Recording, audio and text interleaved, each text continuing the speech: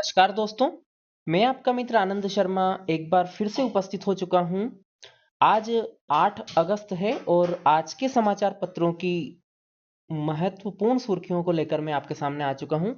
यदि आपने आज का अखबार नहीं पढ़ा है तो आपको चिंता करने की कोई आवश्यकता नहीं है। जो खास खास खबरें हैं मैं आपको अगले 15 मिनट में बताने वाला हूँ। मित्रों, आज लगभग सभी अखबारों में हमारे लिए एक निराशाजनक खबर दिखाई दे रही है और वो है हमारी शेरनी विनेश फोगाट को ओलंपिक से डिस्क्वालीफाई कर दिया जाना। मित्रों, लगभग 12-13 वर्षों का ओलंपिक की तैयारी का विनेश का संघर्ष चल रहा था। रियो ओलंपिक, टोक्यो ओलंपिक के बाद अब पेरिस में लगातार उनको निराशा हाथ लगी है। और इस बार तो हमारी शेरनी ने काफ़ी मेहनत की थी और फाइनल तक का सफ़र तय कर लिया था, लेकिन प्रतिदिन पहलवानों का वजन किया जाता है और नियमानुसार जो निर्धारित वेट कैटेगरी से अधिक वजन होता है तो पहलवान को डिस्क्वालीफाई कर दिया जाता है। और आज सुबह जब विनेश का वजन किया गया तो 100 ग्राम वजन अधिक था सिर्फ। तो ये बहुत निराशाजनक खबर है। सबसे पहले हमने इसी को कवर किया है। इसके बाद हम जो महत्वपूर्ण खबरें हैं उनकी ओर यदि आगे बढ़ना चाहें तो आप देखेंगे बांग्लादेश में नई सरकार कार्यभार संभालने वाली है। 2-3 दिन से लगातार सुर्खियों में ये खबर भी रही है। बांग्लादेश की प्रधानमंत्री शेख हसीना इस्तीफा दे करके फरार हो चुकी है, भाग चुकी है बांग्लादेश छोड़कर। आप जानते हैं क्योंकि वहाँ आरक्षण विरोधी आंदोलन इतना तीव्र हो गया कि लोग सड़कों पर उतर आए, आगजनी करने लगे, तोड़फोड़ करने लगे और प्रधानमंत्री के आवास में तक घुस गए थे। और अब वहाँ राजनीतिक उथल पुथल के बाद अब नई सरकार बनाने की तैयारियां तेज हो गई है। और नोबल पुरस्कार विजेता जो मोहम्मद यूनुस है, उनके उनकी सलाह में, उनके निर्देशन में नई सरकार का गठन किया जाना है दोस्तों। अब एक ये पत्रिका की खबर है, मध्य प्रदेश से, दमोह से ही है ये। मानव तस्करी में डॉक्टर पर एक केस दर्ज हुआ है और ये डॉक्टर अजय लाल है, ये ईसाई मिशनरी से जुड़े हुए हैं। तो इन पर इस प्रकार के आरोप लगाए गए हैं मानव तस्करी के। इसके बाद हमारे मुख्यमंत्री डॉक्टर मोहन यादव जी बेंगलुरु में इन्होंने एक समिट में भाग लिया था निवेश के लिए। तो स्वदेशी विमान तेजस में बैठे हैं और वो मध्य प्रदेश में एक इकाई डालने का अनुरोध उन्होंने किया है मित्रों। इसके बाद ये स्पोर्ट का पेज है, इसमें न जाने किसकी नज़र लग गई हमारे पहलवानों को, लगातार हमें निराशा हाथ लग रही है। रात को मीराबाई चानू भी वेट लिफ्टिंग में चौथे स्थान पर रही। इस पदक की सबसे बड़ी उम्मीद थी, यहाँ तक कि गोल्ड की उम्मीद उनसे कर रहे थे, लेकिन दुर्भाग्यपूर्ण वो रूप से वो क्लीन एंड जर्क में 114 किलोग्राम वजन नहीं उठा पाई और मेडल की रेस से बाहर हो गई मित्रों कल। इसके अलावा नीरज चोपड़ा से एक आस है आज हमारी, आज रात को उनका फाइनल होने वाला है मित्रों। और वनडे सीरीज जो श्रीलंका से चल रही है, 27 साल बाद भारतीय टीम ने सीरीज हारी है। पहला मैच टाई रहा था, उसके बाद दोनों वनडे हार गई और कल का मैच तो 110 रनों से हार गई भारत। तो काफ़ी चौंकाने वाली खबर है ये भी। और यहाँ भी हमारे बल्लेबाजों को लगातार नज़र लगी, दोनों मैचों में कुछ खास प्रदर्शन कर नहीं पाए। तो आइए अब इन खबर पर थोड़ा विस्तार से चर्चा कर लेते हैं। पहली खबर, देश के सपने पर भारी 100 ग्राम, विनेश फोगाट पेरिस ओलंपिक से डिस्क्वालीफाई। और उन्होंने हालांकि अभी अपील की है, हम सब उनके साथ हैं और संन्यास की घोषणा भी उन्होंने कर दी है। अभी अभी ऐसी खबरें मिल रही है। और विनेश फोगाट अपने संघर्ष के लिए हमेशा जानी जाएगी, बहुत मेहनत की उन्होंने। और कोई बात नहीं, पदक कोई सफलता का ऐसा पैमाना नहीं है, आप फाइनल तक पहुँचे और निश्चित रूप से आप स्वर्ण पदक जीतते, ऐसा हमें विश्वास था मित्रों। एक आज के अखबार की एक अच्छी सी खबर इसे बोलें या फिर एक रिसर्च वाली, जो रिसर्च है उसमें ये कहा गया है कि वैज्ञानिकों ने 30 खतरनाक रोगाणुओं की पहचान की है और इन पर वैक्सीन बनाने के लिए पहल करने के लिए सभी देशों को निर्देश दिया है, आगे आने के लिए कहा है कि इनकी वैक्सीन बना लीजिए, क्योंकि ये वायरस, ये रोगाणु कभी भी घातक हो सकते हैं, जिसमें निपाह, कोलेरा, अल्फ़ा, कोरोना इत्यादि वायरस शामिल है। तो इन पर एक अच्छी खबर है, WHO द्वारा इस प्रकार का शोध किया गया है मित्रों। तो ये आप थोड़ा सा माइंड में रखें। बांग्लादेश में आज कार्यभार संभालेगी नई सरकार। और इसका नेतृत्व करेंगे मोहम्मद यूनुस। मोहम्मद यूनुस आपको बता दें नोबेल पुरस्कार विजेता है और ये सरकार के सलाहकार परिषद के मुखिया रहेंगे। सेना प्रमुख जनरल वकार उज जमा उन्होंने इस प्रकार की बात रखी है, कहा है। और बीएनपी की खालिदा जिया को भी प्रतिनिधित्व मिलने वाला है सरकार में। बांग्लादेश नेशनल पार्टी की पहले प्रधानमंत्री भी रह चुकी है खालिदा जिया, आपको पता होगा ये बात। भारत पर क्या असर हो रहा है बांग्लादेश में तख्ता पलट का? तो भारत क्योंकि बांग्लादेश से सीमा साझा करता है, सर्वाधिक सीमा साझा करने वाला देश अगर कोई है अंतर्राष्ट्रीय देश स्तर पर, हमारा जो सीमाएं साझा होती है अलग अलग देशों से, उसमें बांग्लादेश से सबसे ज़्यादा हमारी सीमाएं लगती है। तो बहुत संवेदनशील मुद्दा हमारे लिए है ये, क्योंकि वहाँ से घुसपैठियों के आने की संभावना ज़्यादा है। शरणार्थी अगर भारत में आएंगे तो उनके कैसे प्रबंधन किया जाएगा? पहले से ही शरणार्थियों के मुद्दे चल रहे हैं, बहुत सारे शरणार्थी रह रहे हैं बंगाल, असम इत्यादि भारतीय राज्यों में। तो बीएसएफ को हाई अलर्ट पर रखा गया है हमारे यहाँ और निगरानी की जा रही है, सीमा निगरानी निरंतर की जा रही है और होवरक्राफ्ट तैनात किए गए हैं। अब मैं आपको बता दूं, होवरक्राफ्ट भारतीय तट रक्षक बल, इंडियन कोस्ट गार्ड जो है ना, उनका विशेष निगरानी जहाज है, इनकी वहाँ तैनाती की गई है। तो भारत कोशिश कर रहा है कि स्थल सीमा और जल सीमा दोनों को सुरक्षित रखा जाए और वहाँ की गतिविधियों पर निरंतर दृष्टि रखी जाए।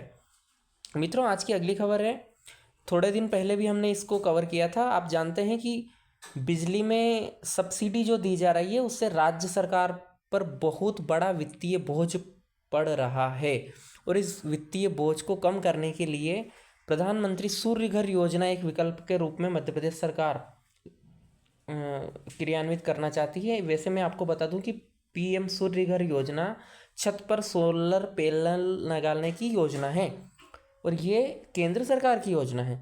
इसमें 60% सब्सिडी केंद्र सरकार देती है, 40% जो राशि है ना वह राज्य सरकार ऋण के रूप में दिलाती है बैंकों से परिवार को। ठीक है मित्रों, और ये लोन जैसे जैसे बिजली बनती जाएगी हम बेच भी सकते हैं, ऐसा ग्रिड बनाया जाएगा हर शहरों में, तो उनसे बिजली, ज़्यादा बिजली हम उत्पादित करते हैं हमारे छत पर तो सरकार को बेच देंगे, हमें कम उत्पादित करते हैं तो हम सरकार से ले लेंगे, तो ऐसी व्यवस्था बनाई जाएगी। ठीक है दोस्तों, ये भी आप याद रखें। तो ये भी एक महत्वपूर्ण खबर थी आज हमारे लिए। इसके बाद मित्रों, अंतर्राष्ट्रीय खबर, इजराइल ने कहा है कि जो हमास का नया प्रमुख है याह्या सिनवार, उसको जिंदा या मुर्दा पकड़ना काफ़ी मुश्किल है, वो बहुत शातिर आतंकी है, लेकिन हम उसे पकड़ने में कामयाब रहेंगे। इस प्रकार का स्टेटमेंट इजराइल ने जारी किया है। आप जानते हैं थोड़े दिन पहले हमास के प्रमुख इस्माइल हानिया की ईरान में हत्या कर दी गई थी और ईरान और इजराइल के बीच बहुत तनाव इस समय चल रहा है। ऐसा माना जाता है वहाँ हमास ईरान का समर्थन प्राप्त करता है और हमास एक आतंकवादी संगठन माना जाता है पश्चिमी एशिया में और यह तनाव का कारण बना हुआ है। इस पर हम लगातार नज़र रखेंगे। तो आप बस इतना याद रखिए कि जो हमास है वो एक आतंकवादी संगठन माना जाता है, इस्लामिक संगठन है ये, और ईरान का इसको समर्थन है। और इजराइल और हमास के बीच तो बहुत लंबी जंग चल रही है और इसमें बहुत तनाव बना हुआ है। राज्यसभा की 12 सीटों के लिए 3 सितंबर को चुनाव होगा। जो अभी लोकसभा सांसद बने हैं 10, जो पहले राज्यसभा सांसद थे तो उन्होंने इस्तीफा दिया है और 2 राज्यसभा सांसदों ने भी इस्तीफा दे दिया। तो ये 12 सीटें जो खाली हुई है ना उन पर चुनाव होना है। अब इसमें से मध्य प्रदेश की एक सीट पर भी चुनाव होगा जहां ज्योतिरादित्य सिंधिया राज्यसभा सीट खाली कर गए हैं उस पर। अब कैसे चुनाव होता है इस पर मैं अलग वीडियो बताऊंगा, अभी संक्षेप में बता देता हूं कि राज्यसभा के सदस्यों को राज्य विधानसभा के सदस्यों द्वारा चुना जाता है। जैसे अभी हमारे मध्य प्रदेश में 230 सीटें हैं, अब ये एक सीट मध्य प्रदेश से चुनी जानी है, तो इसमें कांग्रेस उम्मीदवार ही नहीं उतारेगी, क्योंकि आप जानते हैं 163 सीटों के साथ सबसे बड़ी पार्टी है बीजेपी मध्य प्रदेश में। तो इसका फार्मूला ऐसा होता है जैसे 230 सीटें हैं तो 230 को डिवाइड किया जाता है जितनी सीटों पर चुनाव होना है उसमें +1 करके। समझ रहे हो बात को? ये जैसे 230 सीटें हैं, अब इसको कितने से डिवाइड किया जाएगा? 2 से किया जाएगा। क्यों? क्योंकि एक सीट पे चुनाव है, प्लस एक और किया जाता है। 2 से डिवाइड करने पर कितना आता है? 115। अब इसमें +1 कर दो तो कितना बना? 116। जिसके पास 116 सीट है ना, वो जीत जाएगा। 116 वोट जिस उम्मीदवार को मिलेगा। अब 116 सीट अगर अपन 230 में से माइनस करें तो 114 ही बची शेष। तो इसलिए कांग्रेस उतारेगी नहीं, और उनके पास तो वैसे भी बहुत कम सीटें हैं। समझ गए? अभी अगर मान लीजिए 2 सीटों पर चुनाव होना होता, ये एक और उदाहरण समझ लो, तो हम कैसे निकालते इस फार्मूले को? 230 विधायक 3 से भाग लगाते अपन। क्यों लगाते 3 से भाग? क्योंकि 2 पे +1 करके भाग लगाना पड़ता है। 3 7 21, 2 बचे, 3 6 18 और फिर 2 बचे, तो ये 76 पॉइंट कुछ आ रहा था, इसको 77 मान लिया जाता है और +1 कर दिया जाता है। यानी 78 विधायक चाहिए उस समय, फिर एक उसके चुनाव के लिए, एक राज्यसभा सांसद के चुनाव के लिए। तो भी दोनों ही बीजेपी से जाते हैं, क्योंकि 78 और 78 कितने हो जाते हैं? 156, है ना? तो भी बीजेपी के ही जाते। 3 लोगों का चुनाव होता तो फिर एक कांग्रेस से बनता। वो आप समझ गए हैं, और मैं आपको इसको विस्तार से पूरा राज्यसभा का संरचना सहित सब चीज़ें बताने वाला हूँ। कारोबार वाला पेज मैंने आज पढ़ा था, तो सेंसेक्स लगातार गिर रहा था, गिरावट आ रही थी। उसमें कल कुछ बढ़ोतरी हुई, 875 अंक ऊपर चढ़ा वापस। सोने का भाव आप खरीदना चाहते हो तो 71,000 रुपये है प्रति 10 ग्राम, और चांदी 81,200 रुपये प्रति किलो है। ठीक है मित्रों, एक विवादित बयान कल सज्जन सिंह वर्मा जी ने दिया। यह कांग्रेस के नेता हैं मध्य प्रदेश से। इन्होंने कहा है कि जिस प्रकार से बांग्लादेश में पीएम आवास घेरा गया है ना, ऐसे भारत में भी घेरा जाएगा। पीएम निवास पर जनता कब्जा जमा लेगी, क्योंकि और वो नगर निगम घोटाले में इंदौर में जो विरोध प्रदर्शन हो रहा था उस दौरान बोल रहे थे, मैं आपको बता दूं। और भाजपा ने इस पर राष्ट्रद्रोह का मुकदमे की बात की कि ऐसी बातों से राष्ट्रद्रोह जैसी चीज़ें सामने आती है, लोगों की भावनाएं भड़कती है। तो ये भी काफ़ी महत्वपूर्ण खबर है हमारे लिए मित्रों। ये प्रमुख आज की खबरें थी, और आज मैं आपको बताना चाहूँगा कौन कौन से इवेंट हैं हमारे ओलंपिक में, ये थोड़ा सा देख लीजिए।